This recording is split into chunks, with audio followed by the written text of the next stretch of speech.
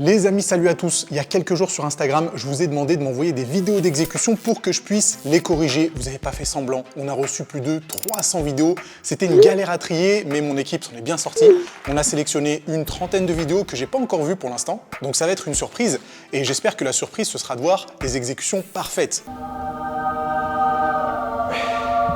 Si je vois des super mouvements, je promets une invitation ici au gymnase pour une séance de musculation coachée par mes soins. Bon, en vrai, je sais pas si je le ferai, mais en tout cas, j'espère être surpris. On va voir ce que ça donne. Ok, première exécution à juger. On commence par Dylan, qui apparemment nous fait un exercice pour les triceps. Ok. Ok. Oh, un peu moins, ok. Oh, ça se dégrade très rapidement, Dylan. Ça se dégrade très rapidement. Alors en soi, l'exercice est bien.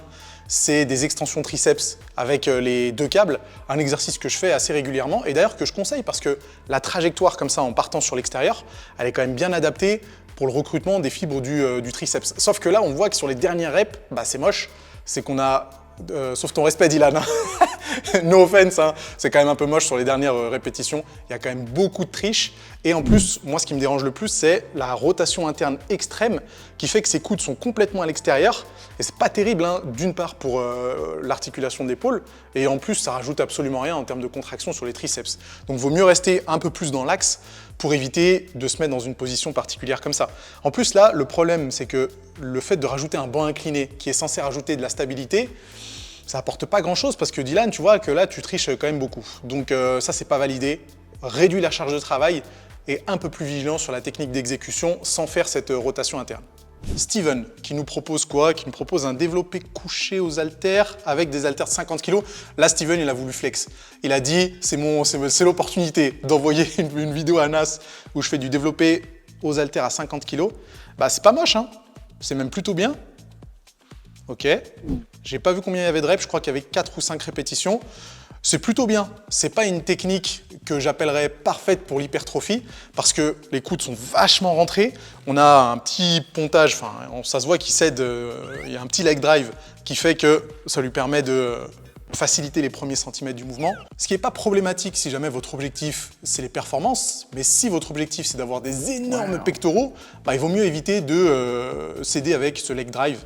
Donc moi, j'aurais tendance à conseiller à Steven de l'ouvrir un tout petit peu plus, mais vraiment très légèrement, hein. Je ne demande pas à faire le développé couché dans cette position. D'ouvrir un tout petit peu plus, de ralentir la phase excentrique avec un petit tempo 2-0-1-0. Et je pense que niveau recrutement musculaire, ça passera beaucoup mieux. Passons à Émilie, qui apparemment est coach. Merci d'avoir précisé, Émilie. Émilie qui nous fait un petit overhead press. Ok, très bien. Combien de kilos? 20 kilos. Pas mal. 20 kilos sur le overhead press, c'est pas une petite perf, hein. Bonne stabilité, bonne trajectoire de mouvement. Je remets la vidéo. Franchement, super bien. Absolument rien à dire. Pas de surcambrure. Limite, c'est presque trop léger pour toi, Émilie, hein. J'aurais tendance à te conseiller d'augmenter un peu la charge de travail. Parce que là, si tu voulais faire 8 répétitions, c'est facile, hein. Très bien. Bravo. Tu mérites ta place de coach. Très bonne exécution, Émilie. On passe à Yann, qui nous fait des tractions. Voyons voir. Yann, s'il te plaît, fais-moi plaisir. Oh, petit gainage, trajectoire verticale, là on discute. Là on discute, ça Yann c'est plutôt bien. Ok, rien à dire. Yann, t'es le boss, c'est une très belle série de tractions. Il n'y a pas eu beaucoup de reps, mais je pense que tu as continué ta série. À mon avis, la vidéo est un petit peu courte. Rien à dire. Il a pris son temps, hop, il s'est mis dans la bonne position, il a contracté ses abdos, il a avancé un tout petit peu les pieds comme je le conseille pour créer un petit angle, ce qui va déjà mettre en tension le grand dorsal. Et puis on le voit sur la vidéo que son grand dorsal il est bien activé. Yann, continue comme ça, il n'y a rien à dire, vraiment super exécution. La suite nous est proposée par Jordan qui a l'air d'être énervé là. Là il est chaud, il est sur son hack squat. J'ai pas le son mais j'imagine qu'il est en train de crier là. Mais le hack squat est bien chargé. Jamais vu le hack squat, il a l'air cool. Petite préparation, t'as raison, prépare-toi. Tempo. Parfait. Oh, c'est beau ça. On va voir combien de reps il arrive à faire. Parce que s'il arrive à faire plus de 4 reps avec cette exécution et ce rythme, là, il a déjà pris quelques secondes de récup. Toujours très bonne exécution. Putain, c'est bien. Allez. Là, je suis chaud, j'ai envie de l'encourager, là. J'ai envie d'être avec lui à la salle de sport, lui dire, bordel, rajoute-nous 2 reps. Je crois qu'il en a fait 4 ou 5 là déjà. C'est bien, hein. Allez. Oh, là, c'est l'échec. Allez, raccroche-moi ça. Quoi, encore? Il est fou. Jordan, t'es un malade. Moi, j'aurais quand même arrêté la série à ce niveau-là, parce qu'il y a quand même un petit peu trop de récup entre chacune des répétitions. Mais, à sa défense, les répétitions sont toujours bien faites. Ok, bien joué. Il est vénère. Oh, il est content. Est-ce que vous avez vu la satisfaction du genre « Oh, qu'est-ce qu'il y a ?» C'est moi le boss. Mais j'avoue que t'es un peu le boss. Parce que là, ton hack squat, il est très bien. C'est chargé à 100 kg de chaque côté. Je ne sais pas ce que ça donne sur la hack squat Technogym, mais le rythme est bon, l'amplitude est bonne. Le rythme est bon, le tempo est bon. Ça fait longtemps que t'es dans la musique? Ses pieds sont bien placés, on voit qu'il y a une belle flexion de genou. La seule petite nuance que j'apporte, c'est les quelques secondes de récup qui sont prises entre chacune des répétitions. C'est pas dramatique, hein, mais moi je préfère que chaque série soit faite de manière continue et qu'on prenne un minimum de récupération entre chacune des répétitions pour optimiser l'hypertrophie. Mais encore une fois, je chipote, ça a l'air d'être une masse, il a l'air d'avoir des cuisses énormes. Apparemment, ce qu'il fait fonctionne très bien pour lui, donc bien joué Jordan. Poursuivons avec Marie qui nous propose un curl biceps. Alors, je vais regarder la vidéo suivante parce qu'apparemment, c'est les deux mêmes exercices effectués par deux personnes différentes. Et on a Silverback pour le prochain, ok? Restez avec moi. Pareil, je regarde quelques répétitions avant de lancer mon jugement. Ok, alors il y a des choses à dire sur les deux exécutions. Je vais commencer par Marie. Effectivement, si vous suivez un peu la chaîne YouTube, vous savez que dans mon classement des meilleurs exercices des biceps, j'ai mis celui-là. Donc curl à la poulie, dos à la poulie. Sauf que j'ai bien précisé dans ma vidéo qu'il ne fallait pas s'incliner. Parce que si on s'incline et qu'on se retrouve avec l'humérus, cet os-là, qui est parallèle avec le câble, et ben du coup ça revient un petit peu à faire du curl debout, ou même du curl incliné. Donc là, ce que tu fais, Marie, c'est comme si tu étais complètement redressé, que tu avais la poulie en position basse et que tu faisais du curl classique. Ça ne rajoute pas grand-chose de s'incliner sur l'avant parce que ton humérus et le câble sont parallèles. Je pense que tu voulais faire du Bayesian curl. Et le Bayesian curl, effectivement, c'est incliner, redresser, incliner, redresser. Mais le Bayesian curl, j'aime pas cet exercice, donc on va même pas en parler. J'aurais quand même tendance à te conseiller, Marie, et à tout le monde d'ailleurs, hein, de plutôt faire l'exécution un peu comme Silverback. Silverback est bien redressé. On voit que avant de commencer son mouvement, il y a un angle entre l'humérus et le câble, c'est ce que j'ai recommandé. Par contre, Silverback a quand même un petit problème, c'est qu'il monte trop haut. On voit que la poignée, elle touche son avant-bras, donc du coup, il n'y a plus de tension en position haute et ça va être moins intéressant. J'aurais tendance à faire du coup un mix entre l'exécution de Marie, qui était une très bonne exécution, mais qui du coup ressemblait beaucoup à un curl debout, et celle de Silverback qui a la bonne position mais pas la bonne amplitude. Donc essayez de faire un mix entre les deux pour avoir vraiment la meilleure exécution possible sur le curl biceps. Par contre, les deux, vous avez un bras de ouf, hein. Silverback, tu portes bien ton nom, t'es une masse, et puis Marie, t'es une masse. On voit la petite veine là sur le biceps, c'est quand même pas mal, hein. Là on discute. La suite avec Stéphanie qui, je crois, nous propose un hip thrust, mon exercice préféré. C'est une blague. Stéphanie, qu'est-ce que... Ok, ok, bah c'est pas mal, ok, bah c'est très bien, il n'y a pas grand chose à dire. Stéphanie, bah c'est... Ah là là, d'accord, le début était bien, la fin était un peu moins bien. Mais je chipote, hein, parce qu'en fait, c'était quand même pas mal. Stéphanie nous a fait la première partie de sa série, elle était presque parfaite. Elle avait quand même tendance à monter un petit peu les épaules à chaque répétition. Donc ça, pareil, vous connaissez le tarif, perte de stabilité, moins bon recrutement. En fait, lorsque vous faites un exercice de musculation, imaginez que vous êtes un robot. Il n'y a que l'articulation concernée qui doit bouger. Donc le hip thrust, il n'y a que l'articulation de la hanche qui est en mouvement. Tout le reste, c'est bloqué, c'est du marbre. Après, à la fin, on a eu les petites répétitions. C'est pas ma technique d'intensification préférée. J'aurais plutôt conseillé à Stéphanie de faire du rest pause. C'est-à-dire que si t'es cuite, Stéphanie, t'oblige pas à faire des petites exécutions qui en fait ressemblent plutôt à des balanciers et à des rebonds. Pose la barre une dizaine de secondes et puis essaye de refaire 2 ou 3 reps en amplitude un petit peu plus correcte et avec une technique propre. Après, je chipote quand même parce que c'était plutôt une bonne série de hip thrust, donc bien joué Stéphanie. Poursuivons avec Florent. Oula, qu'est-ce qui se passe Florent? Qu'est-ce qui se passe? Déjà, je mets quelques secondes à comprendre la vidéo. Pompe avec des anneaux lestés. Bah déjà, respect, hein, parce que niveau stabilité, mon pote, t'es chaud. Donc bien joué. L'exécution, en plus, elle est bonne. Alors, c'est pas un exercice que je mettrais dans un programme d'hypertrophie, parce qu'il y a tellement un manque de stabilité que ça peut être compliqué. Mais j'imagine que tu t'entraînes pour, je sais pas, du street workout peut-être. Et dans ces cas-là, bah, c'est quand même relativement impressionnant. Bonne idée de te lester de cette façon avec une ceinture et le poids qui pend. Franchement, je n'ai pas grand-chose à dire. L'exécution est bonne, il est gainé. Moi, j'arriverai pas à le faire. Donc à partir de ce moment-là, si moi, je peux pas faire mieux, je peux pas me permettre de critiquer ce genre de mouvement-là. Franchement, bien joué Florent, rien à dire. On passe à Souad. Qu'est-ce qu'elle nous propose, Souad? On a un tirage vertical. Est-ce que c'est pour le dos? Est-ce que c'est pour les obliques? J'imagine que c'est pour le grand dorsal. Si c'est le cas, l'exécution est pas terrible. Si c'est pour les obliques, l'exécution est pas terrible non plus. Vous savez qu'on peut travailler les obliques hein, à la poulie haute, juste en faisant une flexion de la colonne un peu sur le côté. C'est un exercice que j'aimais bien faire avant. Là, j'imagine que soit ce que tu essaies de faire, c'est du tirage grand dorsal. Boum. Mais là, on a plusieurs problèmes. D'une part, c'est que ta position, tu devrais avoir la position inverse par rapport à la poulie. Parce que là, ce qui se passe, c'est que le câble, le coude, tu vas le tirer sur l'extérieur. Et on sait que pour travailler le grand dorsal, il faut avoir un mouvement convergent. Donc un mouvement qui part de l'extérieur et qui arrive à l'intérieur. Donc il faudrait te placer différemment par rapport à la poulie. Ensuite, on voit qu'il y a quand même un gros manque de stabilité. Personnellement, je ne me mettrais pas sur les genoux. Je me mettrais en position fente, avec un genou au sol et un pied au sol devant, pour avoir plus de stabilité et bam, pouvoir contracter le grand dorsal. Donc là, ça manque clairement de stabilité. Ce n'est pas une très bonne exécution.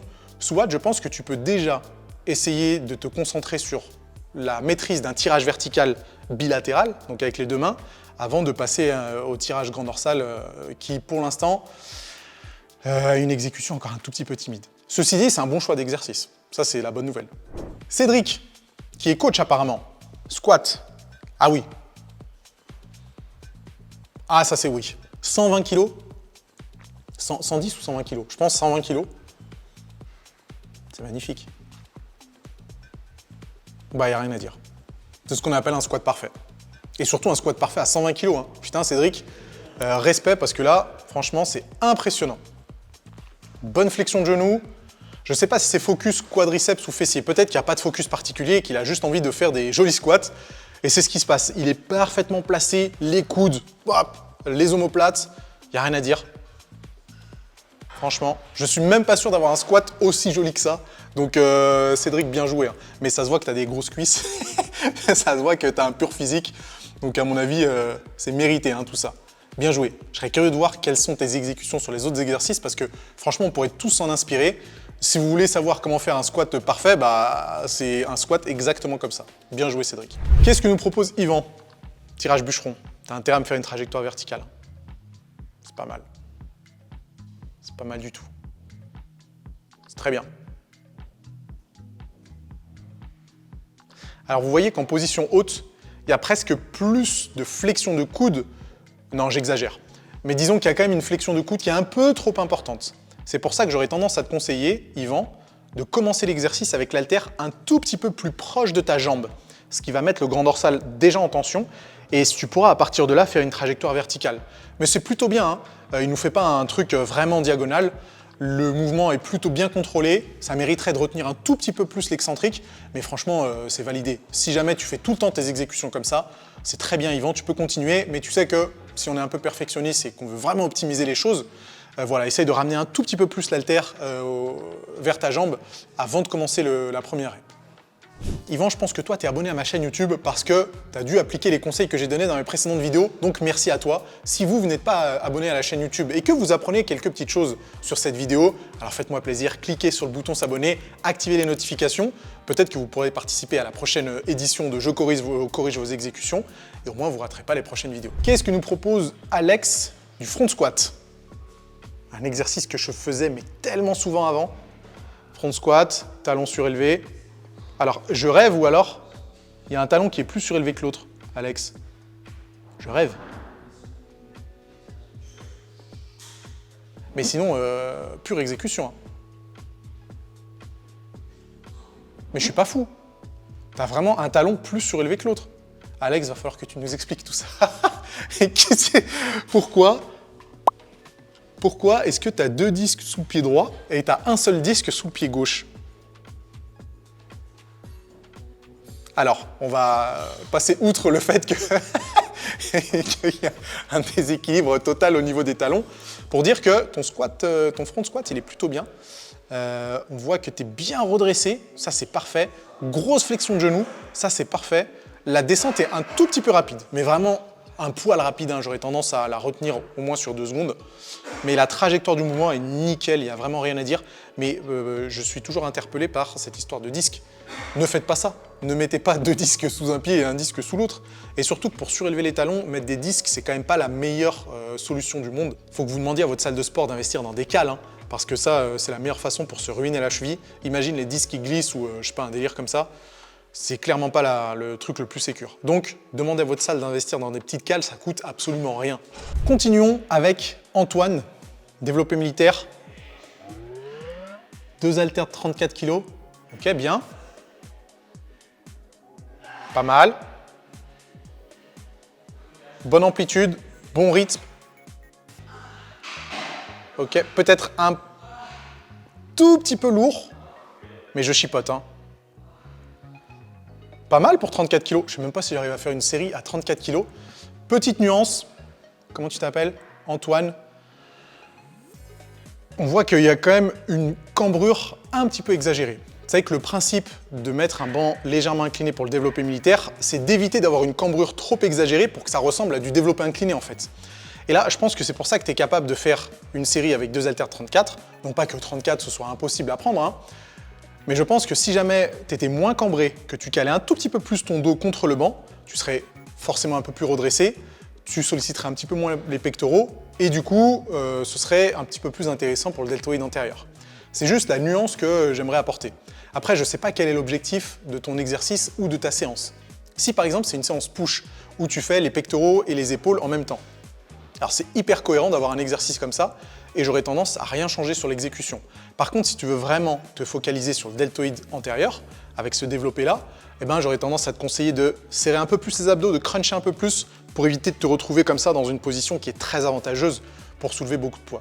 Ceci dit, l'amplitude est bonne, la mise en place est très bonne, la trajectoire est verticale, donc il y a quand même beaucoup plus de choses bonnes que mauvaises, hein. Je voudrais pas que tu déformes ce que je dise. Il y a quand même beaucoup plus de choses bonnes que de mauvaises. Donc franchement, bravo. Mais essaye sur ta prochaine séance de cruncher un peu plus pour voir si jamais ça fait une différence en termes de charge de travail. Je pense que oui. Je pense que pour cet exercice-là, avec une bonne exécution, tu serais plutôt vers les 28 kg. Teste à la prochaine séance et dis-moi ce que tu en penses. Aldoufrine, qu'est-ce que tu nous proposes? Ok, soulevé. Oh, Pandlero. Petit Pandlero. C'est un exercice assez rare, hein, qu'on voit en salle de sport. Par contre, qu'est-ce qui se passe? Tu as fait une rep, c'est la sieste. 2 reps. Le Pandlero, c'est un exercice qui tire son nom de Monsieur Pandley. Je ne sais pas c'est quoi son prénom d'ailleurs. Et du coup, qui consiste à faire un rowing buste penché en dead stop. Ça veut dire que la barre ne bouge pas avant de commencer la rep. Normalement, c'est de la pure concentrique. Donc, on doit tirer la barre et limite lâcher la barre sur l'excentrique. On ne doit pas retenir l'excentrique. C'est le but du Pandlero. Et là, pour le coup, il est bien exécuté, mis à part les temps de récup qui sont beaucoup trop longs entre chaque répétition. C'est un mouvement qui est censé être explosif, donc bam, on relâche, bam, on relâche, bam, on relâche. Un peu comme les gars qui font de l'aviron le font avec du rowing planche, où ils tapent la barre, ils la relâchent, ils tapent la barre, ils la relâchent.